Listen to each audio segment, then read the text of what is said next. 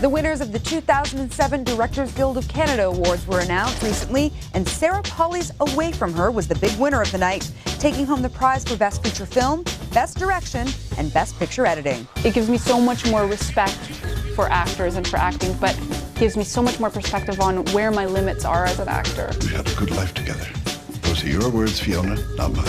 The Movie Network's own Slings and Arrows scooped the award for Best Dramatic Television Series. It's funny, and there's also, it's real, and not just real, but real.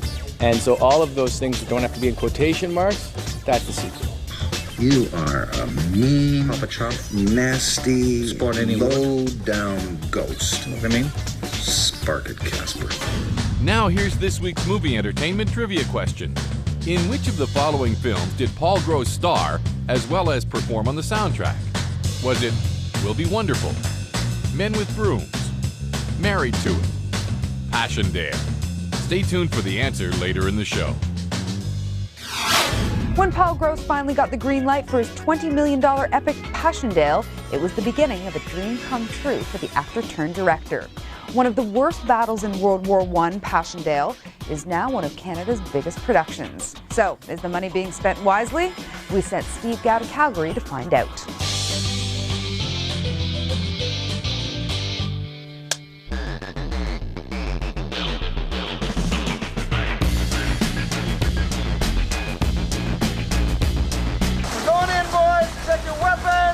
When Paul Gross set out to make Passchendaele, he not only wanted to entertain audiences, he wanted to inform them. How important do you think that is? Because obviously a lot of people do not know about specifically this battle. Yeah, no, and I think it's very important. Our history is kind of immeasurable. It did form us. Whatever we are now found its origins there. And we shucked off England in the course of it. This is it, boys. It's on then. My daughter's 17, my son's 14, and they do these study units, and they're kind of dry, you know. So that's a big thing, I think, if you can get them hooked by this. Then once their interest is sparked, it should maybe lead to more investigation of it. For Gross, Passchendaele wasn't just emblematic of one of the worst battles of the Great War, it also has a very personal connection. My grandfather was part of the war, and for years I've wanted to do something about his story. My grandfather settled in Tilly, and I'm from Calgary, so the whole thing's got to come full circle. I have to pinch myself that we're actually doing it. You know? It's a charge to boss a large number of he-men around, but...